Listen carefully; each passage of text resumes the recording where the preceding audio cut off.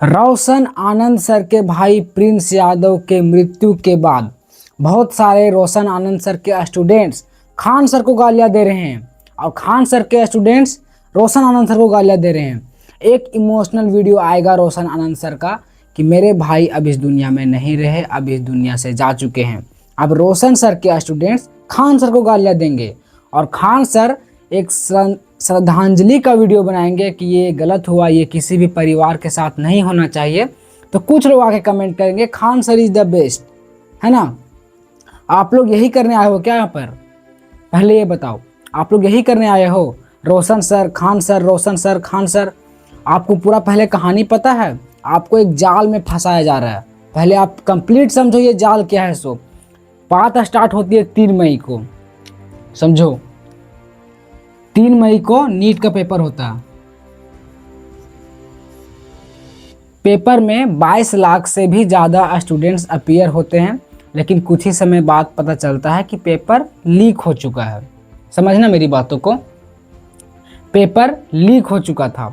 अब बहुत सारे स्टूडेंट्स, टीचर्स सीधा सवाल एनटीए से कर रहे थे और सबसे तीखी आवाज़, सबसे एक तरह से कर सकते रूड आवाज़ खान सर का था। चोट्टा तक का वर्ड यूज किया था खान सर ने, है ना। ये भी बोला था कि इनको इनकाउंटर कर देना चाहिए जो पेपर को लीक करते हैं। और यही तीखी आवाज़ और रूड व्यवहार की वजह से खान सर को सबसे ज़्यादा टारगेट किया गया। और अब हम बात को लेकर आते हैं 2 जून पर। 2 जून को खान सर के कोचिंग के ऊपर बहुत सारी गोलियां चलवाई जाती है। अब ये चाल है दोस्तों, ध्यान से सुनना। उनके कोचिंग पर गोलियां चलवाना बस एक कोइंसिडेंस है और ज्ञान बिंदु के डायरेक्टर रोशन आनंद सर और खान सर को भिड़ाना एक तरह से एक चाल था। मीडिया और गवर्नमेंट का चाल है ये, उनको फंसाना, ताकि समझना उनकी चाल क्या है। सो गोलियां चलवाने के बाद बच्चे अब बेरोजगारी, पेपर लीक के ऊपर सवाल नहीं कर रहे, अब गालियां दे रहे हैं। उनके स्टूडेंट्स इनको गालियां दे रहे हैं, इनके स्टूडेंट्स उनको गालियां दे रहे हैं।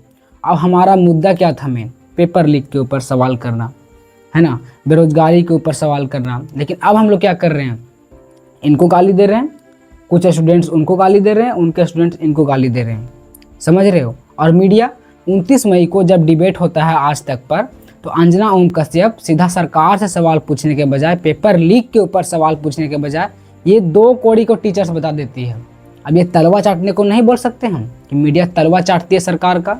उसको नीट के पेपर लीक के ऊपर सवाल पूछना चाहिए, लेकिन वो क्या बोलती है कि कुछ जानना न कौड़ी, 2 कौड़ी के टीचर्स, ऐसा ही बोलती है कुछ। तो अब क्या बोल सकते हैं? तलवा चाटने वाली है।